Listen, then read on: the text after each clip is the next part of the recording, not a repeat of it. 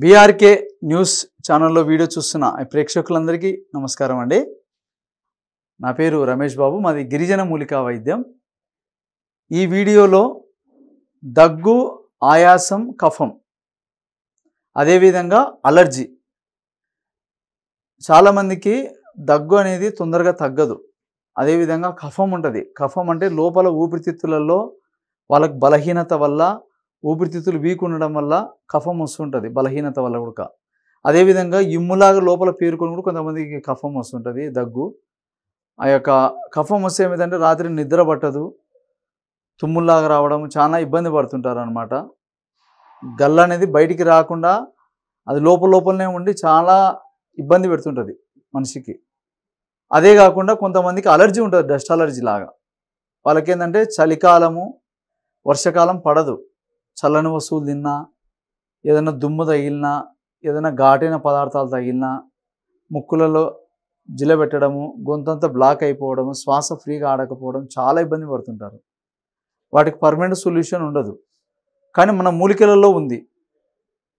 ఏమిటంటే కొన్ని రకాల మూలికలు ఉన్నాయి. ఎందుకంటే ప్రతి ఒక్క జబ్బుకు ఎన్నో రకాల మొక్కలు ఉంటాయి. కాబట్టి ఈ వాతపిత్త కఫంలో కఫ శరీరం ఉండే వాళ్ళకు మాత్రమే ఈ బాధలు. కాబట్టి ఆ బాధలతో ఎవరైతే కఫం కానీ, దగ్గు కానీ, ఆయాసం కానీ, డస్ట్ అలర్జీ కానీ, అన్ని రకాల వ్యాధులకు ఒక చక్కని ఔషధం ఉంది. ఆ యొక్క ఔషధం ఎలా తయారు చేసుకోవాలని చెప్తాను. ఆ యొక్క మూలిక కూడా చూపిస్తాను. అయితే మనం చూసుకుంటే ఈ యొక్క మొక్క వచ్చేసి దీని పేరు ఏమంటారంటే అడ్డసరమాకు అంటారండి. అడ్డసరమాకు. ఈ అడ్డసరమాకు ఎక్కడ దొరుకుతుంది మనకు? ఎక్కువగా తేమ ఉండే ప్రదేశాలలో దొరుకుతుంది. నీళ్లు పారే ప్రదేశాలలో, ఎక్కడన్నా కాలువలు, వాగులు ఉంటాయి కదా, వాగులో ఒడ్డుకు మనకు ఉంటుంది అనమాట ఈ ఆకులు. ఈ యొక్క మొక్క మనకు ఏమిటంటే వేర్లతో పాటే మనము తెచ్చుకొని నాటుకోవాల్సిన అవసరం లేదు.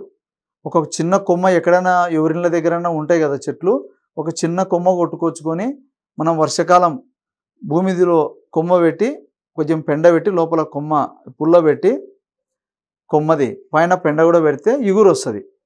అదే పెద్దగా వనంలాగా అల్లుకపోతుంది. ఇంకా ఒక్కసారి బతికిందంటే ఇంక అయిపోయాయి. మనం ఎన్ని కొమ్మలు కట్ చేసినా వస్తూనే ఉంటుంది.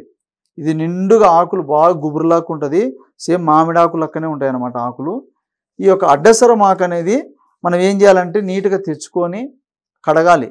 కడిగిన తర్వాత ఒక 2 గ్లాసులు నీళ్ళు తీసుకోవాలి. నీళ్ళు తీసుకొని ముందు ఈ యొక్క అడ్డసరం ఆకులు మనం చిన్న చిన్న పీసులు కట్ చేసుకొని ఆ నీళ్ళల్లో, ఈ యొక్క 2 గ్లాసుల నీళ్ళలో ఆకులు వేసేసి కొద్దిగా మిరియాలు కూడా అందులో వేసి బాగా చిన్న మంట మీద ఉడికియాల.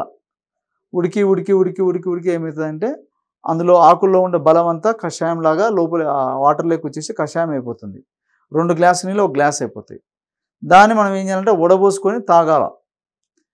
నైట్ భోంచేసి పడుకునేటప్పుడన్నా తాగండి, లేకుంటే ఉదయం తాగండి. ఎక్కువ బాధతో ఉండే వాళ్ళైతే 2 పూట తాగొచ్చు.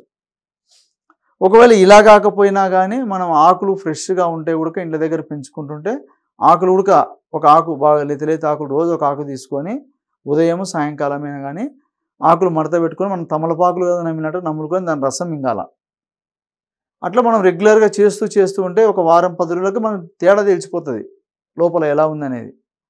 ఈ విధంగా చేసుకోవచ్చు.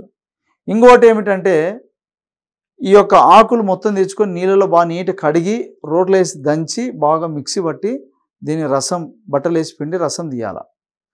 ఆ రసాన్ని మనం కొద్దిగా తేనె, కొద్దిగా మిరియాల పొడి కూడా వేసి బాగా ఉడికించి బాగా ఉడికి అది ఒక సిరప్ లాగా తయారవుతుంది. ఇంకా దాంట్లో ఉండే వాటర్ కంటెంట్ అంతా పోయి ఉంటుంది కాబట్టి చెడిపోదు. ఇంకా మనకు కనీసం అంటే ఒక నెల వరకైనా కానీ నిలువ ఉంటుంది. ఆ విధంగానే కానీ మనం ఆకులు దండి దొరికితే తెచ్చుకొని ఆ విధంగా తయారు చేసుకోవచ్చు. రసం కూడా బాగానే వస్తుంది, ఎందుకంటే ఫ్రెష్ ఆకులలో దంచితే రసం బాగా వస్తుంది. ఆ విధంగా తయారు చేసుకోండి. ఈ విధంగా తయారు చేసుకొని కఫము ఇట్లా ఈ యొక్క సమస్యలతో బాధపడే వాళ్ళు మటుకు చల్లని పదార్థాలు, ఆయిల్ వస్తువులు, తీపి పదార్థాలు, జామ పండు, అరటిపండు, కొన్ని వస్తువులు వాళ్ళకు పడవు, అవి తిననంత మంచిదే. ఈ యొక్క పూర్తి కోర్స్ అంతా అయిపోయి అదంతా పూర్తిగా నయమైపోయేంత వరకు కొన్ని మనం తినకుండా కొంచెం పథ్యం ఉండాలి. పూర్తిగా నయమైపోయినాక అన్నీ తింటున్నా కానీ శరీరానికి ఏమి ఇబ్బంది పెట్టదనమాట.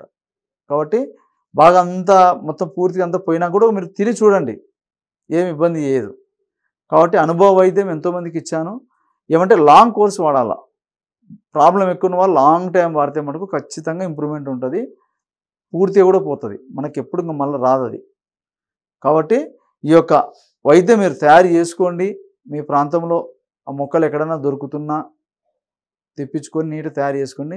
చేసుకోలేకపోయినా కూడా నేను తయారు చేసి కూడా ఇవ్వగలుగుతాను. ఎందుకంటే మాకు అడవి ప్రాంతాలలో ఈ వాగులలో ఎక్కువగా చెట్లు పెరుగుతుంటాయి ఇవి.